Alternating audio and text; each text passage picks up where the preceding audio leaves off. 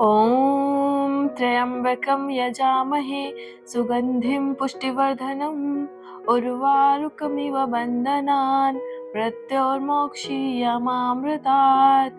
ॐ त्र्यम्बकं यजामहे सुगन्धिं पुष्टिवर्धनम् उर्वारुकमिव बन्धनान् मृत्योर्मोक्षीयमामृतात्। ॐ त्र्यम्बकं यजामहे सुगन्धिं पुष्टिवर्धनम् उर्वारुकमिव बन्धनान् मृत्योर्मोक्षीयमामृतात्। ॐ शान्ति शान्ति शान्तिः।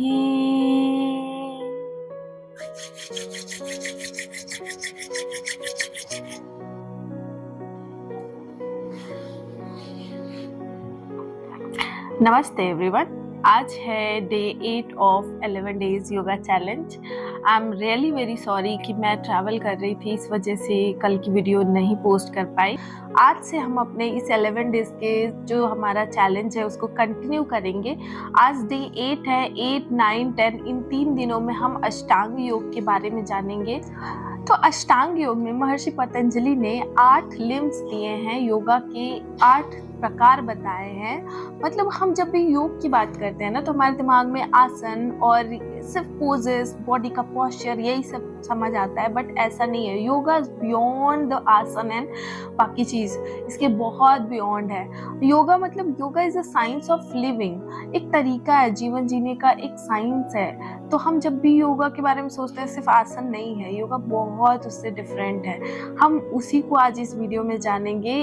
3 वीडियो में, यानी डे 8, डे 9 और डे 10 में मैं आपको अष्टांग योग के बारे में प्रॉपर तरीके से बताऊंगी, जिसमें 8 लिम्स हैं, 8 लिम्स हैं ऑफ योगा बताया है महर्षि पतंजलि ने। और इसको योग सूत्र के माध्यम से उन्होंने बहुत अच्छे से ब्यूटीफुल्ली प्रेजेंट किया है कि एक इंसान अपने आप को कैसे एक साधारण जगह से और समाधि तक लेके जाए और खुद को उस हायर रियलिटी से कनेक्ट करे, उसमें विलीन हो जाए। तो योगा में 8 लिम्स क्या क्या है? पहला है यम, सेकंड नियम, थर्ड आसन, उसके बाद प्राणायाम, प्रत्याहार, धारणा, ध्यान, समाधि। ये 8 लिम्स हैं, योगा के 8 प्रकार हैं जो यहाँ से स्टार्ट होके यहाँ जाते हैं। तो जब भी हम योग करते हैं तो सिर्फ आसन से स्टार्ट नहीं करना होता है, प्राणायाम से स्टार्ट नहीं करना होता है। उसके पहले कुछ चीज़ें, हमें कुछ डिसिप्लिन्स है, उसको हमें जानना होता है कि हमें कैसे इस सोसाइटी में रहना है, इस संसार में कैसे खुद को रखना है, खुद को कैसे जानना है, अपने बॉडी के अंदर कैसे झांकना है, वो चीज़ों को पहले जानते हैं। आज की वीडियो में मैं आपको यम और नियम, जो बेसिक मेन 5 प्रकार बताए गए इनके यम और नियम के, वो बताऊंगी। तो चलिए स्टार्ट करते हैं।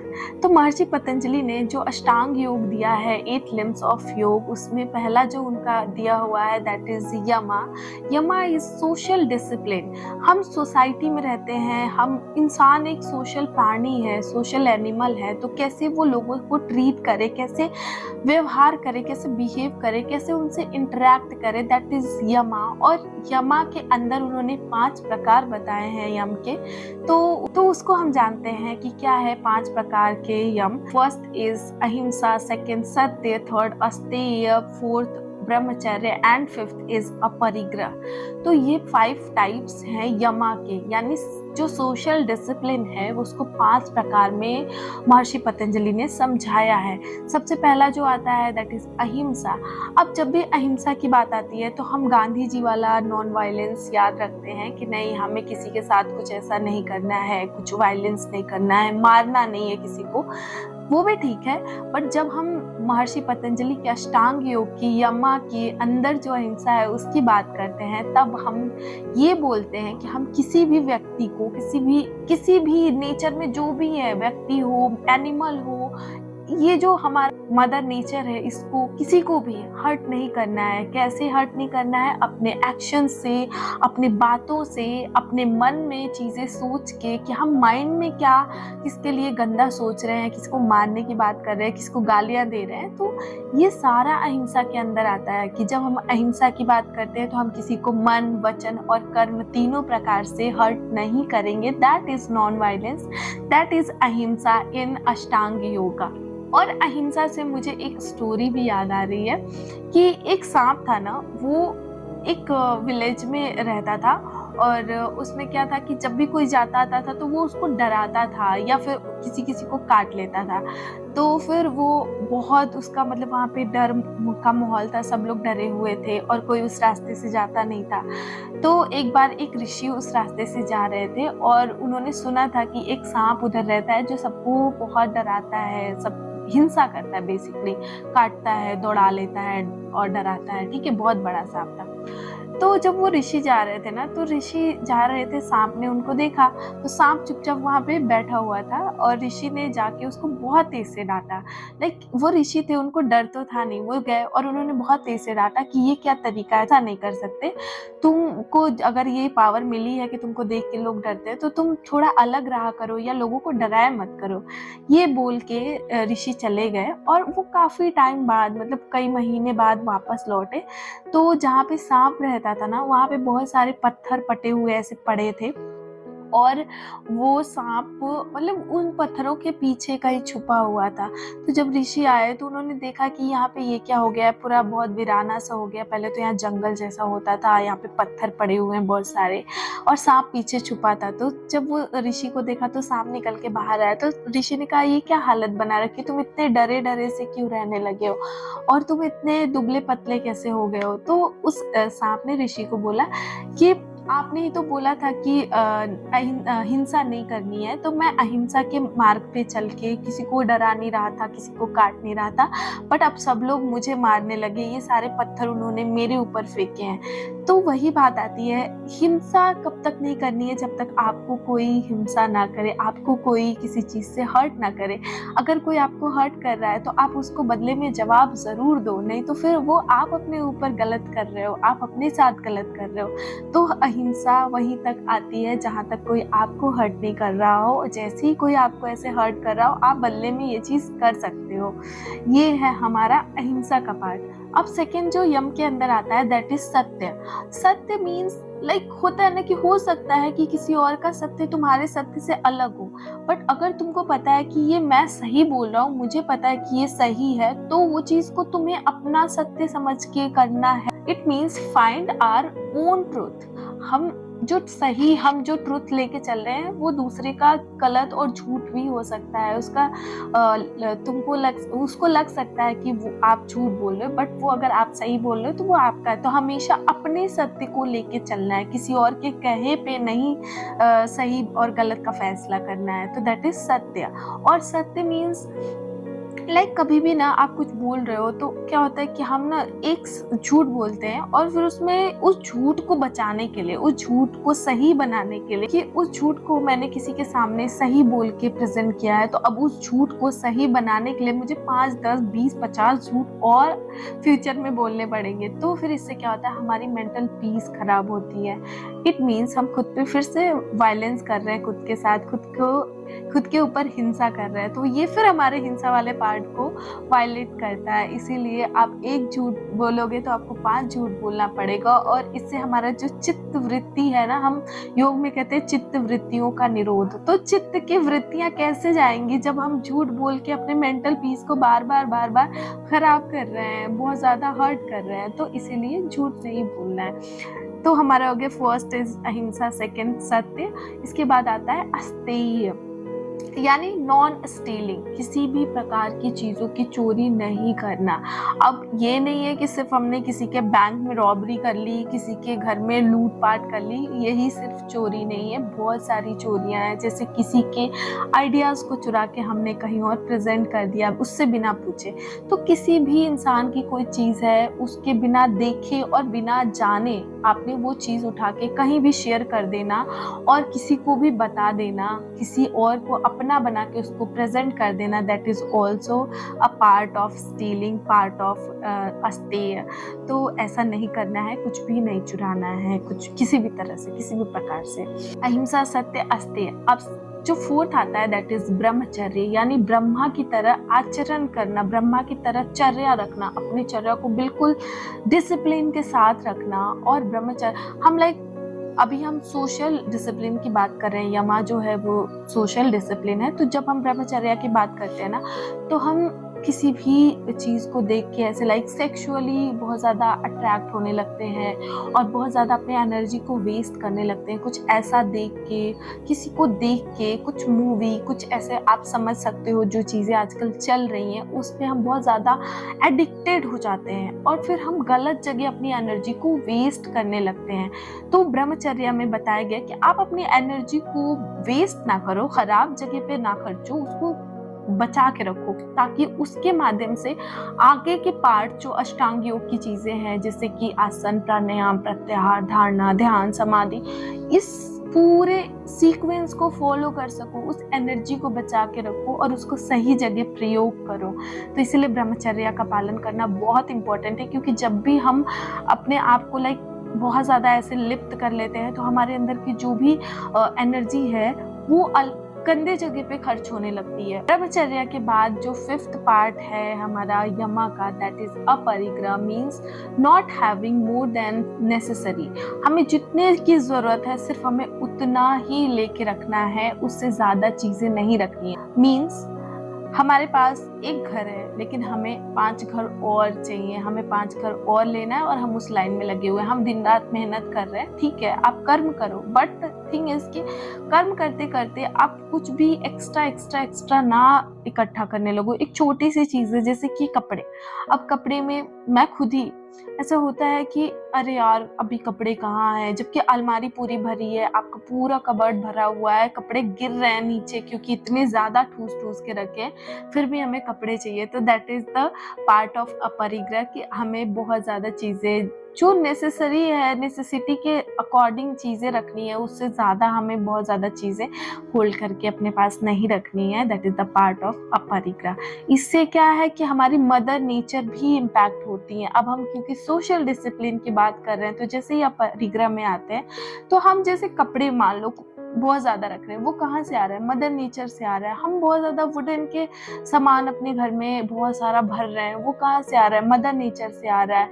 हम उसको वायलेट कर रहे हैं, हम उनको बहुत ज्यादा डिस्ट्रॉय कर रहे हैं। तो इसीलिए अपरिग्रह बहुत ज्यादा जरूरी है।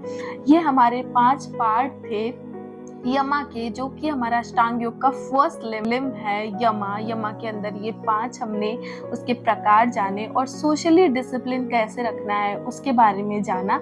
नेक्स्ट हमारा पार्ट आ जाता है नियमा, सेकेंड लिम्ब ऑफ अष्टांग योग, दैट इज नियमा। नियमा मीन्स सेल्फ डिसिप्लिन। अभी हम बाहर की चीजों में डिसिप्लिन कैसे रखना है वो जान रहे थे, लेकिन जैसे नियम की बात आती है, हम अपने ऊपर कैसे डिसिप्लिन करना है इसके बारे में समझते हैं। अपने ऊपर काम करना, अपने बारे में जानना, अपने बारे में सेल्फ स्टडी करना, that is the part of नियमा। अब नियम के अंदर भी 5 प्रकार बताए हैं महर्षि पतंजलि ने। फर्स्ट इज शौच, सेकंड संतोष, उसके बाद आता है तपस, स्वाध्याय, ईश्वर प्राणिधान। ये 5 प्रकार हैं नियम के। शौच, जैसे शौच की बात आती है, लगता है हाँ आसपास की चीजों, झाड़ू पोछा मार लो, साफ सफाई रखो, that is the part of शौच। नहीं, शौच मीन्स हमने आसपास का सफाई तो रखा ही, कि हम जहाँ रहते हैं, जिस रूम में रहते हैं, जिस जगह बैठते हैं, जहाँ खाना बनाते हैं, उसकी सफाई तो रखी ही, साथ में हमने अपने अंदर की सफाई रखी। योग में बहुत सारे टेक्निक्स हैं, षटकर्मा बताए गए हैं, जिसके थ्रू हम अपने इंटरनल ऑर्गन की सफाई करते हैं, अपने रेस्पिरेटरी सिस्टम की सफाई करते हैं, अपने आईज की सफाई करते हैं। तो इंटरनल ऑर्गन्स, अंदर शरीर के अंदर के गंदगी को बाहर निकालना इज द पार्ट ऑफ शौच, ये भी आता है उसके अंदर। इसके अलावा शौच के अंदर एक चीज और आती है, हमारा मन, हमारी वाणी। अगर हम मन में बहुत ज्यादा गंदे थॉट्स को होल्ड करके रखते हैं, नेगेटिविटी को होल्ड करके रखते हैं, हमेशा गलत चीजें सोचते हैं, तो वो भी हमारा शौच के हिस्से में ही आता है। अगर हम शौच का पालन कर रहे हैं तो हम अपने मन को भी अच्छे थॉट्स के साथ रिप्लेस करेंगे और बहुत अच्छा सोचेंगे, पॉजिटिव सोचेंगे, मन की सफाई करेंगे, मन में जो कूड़ा है उसको बाहर की तरफ निकालेंगे।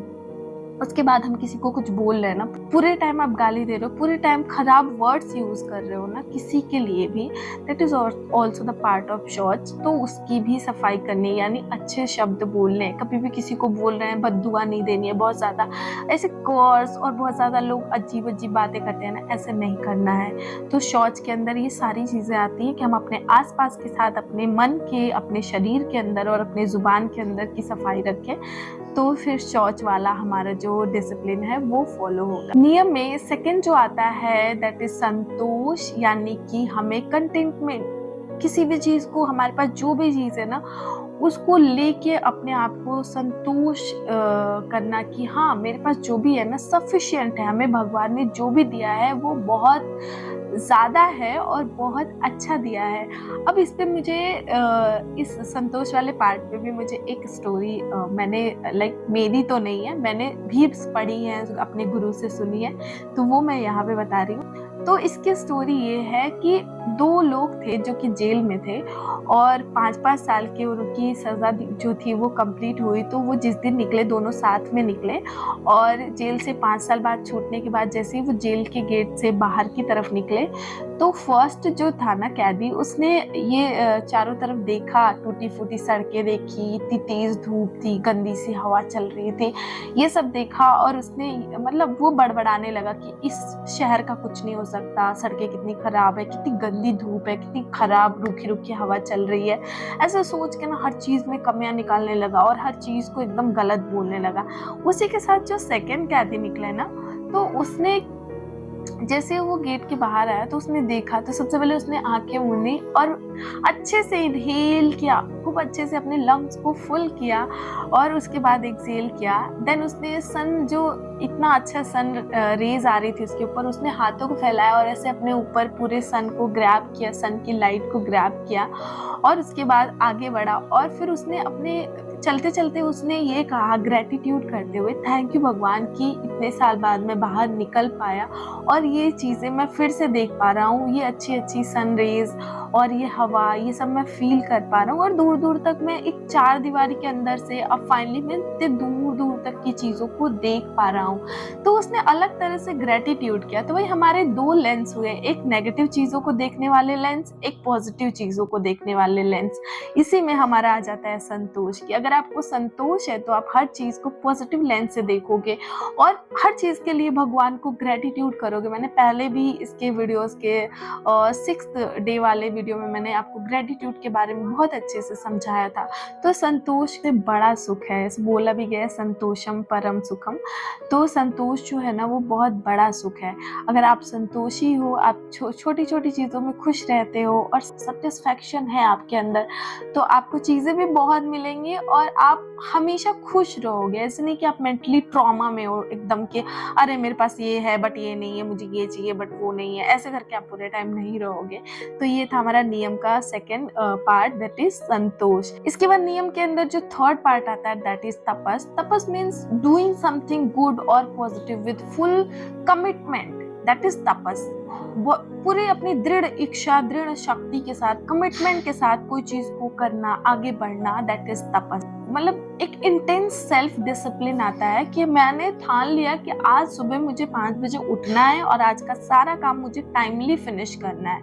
मैंने सोच लिया कि आज मुझे एक लॉन्ग वीडियो शूट करनी है, चाहे कुछ भी हो जाए मुझे वो चीज करनी है तो करनी है, दैट इज तपस। अपने आप को एकदम सेल्फ डिसिप्लिन रखना, बहुत ही इंटेंस और एकदम लाइक चीजों को ना अपने ऊपर कमिटमेंट करके कि नहीं मैं ये करूंगा, मुझे करना है आज, यार ऐसे कैसे नहीं, मैं करूंगा। तो दैट इज तपस। ये नियम के अंदर थर्ड पार्ट आता है। इसके बाद फोर्थ जो है दैट इज स्वाध्याय, स्व अध्ययन, खुद का अध्ययन करना, स्व अध्याय मतलब सेल्फ स्टडी। मैं कौन हूँ, मैं क्या करने इस दुनिया में आई हूँ, मैं क्या कर रही हूँ और मैं कैसे बात कर रही हूँ, मैंने किसी को हर्ट किया, क्यों किया, आखिर इतना क्या हो गया कि मुझे इतना ज्यादा किसी पे गुस्सा आ गया, इतना क्यों मैं एग्रेसिव हो गई, किसी की बात सुन के मुझे इतना ज्यादा क्यों अंदर से एकदम चिड़चिड़ी हो गई। That is the part of स्वाध्याय, सेल्फ स्टडी करना। इसी को कहते हैं खुद का अध्ययन करना। हम पूरी दुनिया को जान लेते हैं। होता क्या है, जब भी हम बैठते हैं ना 4 का ग्रुप बनेगा, हम नहीं, मतलब मैं नहीं, ऐसे एक जनरल ह्यूमन नेचर है कि 4 लोग बैठेंगे तो क्या करेंगे, वो उनकी बुराई करेंगे, उनके बारे में बोलेंगे, उनके बहू ने ऐसा किया, फलाने के घर में ये हुआ।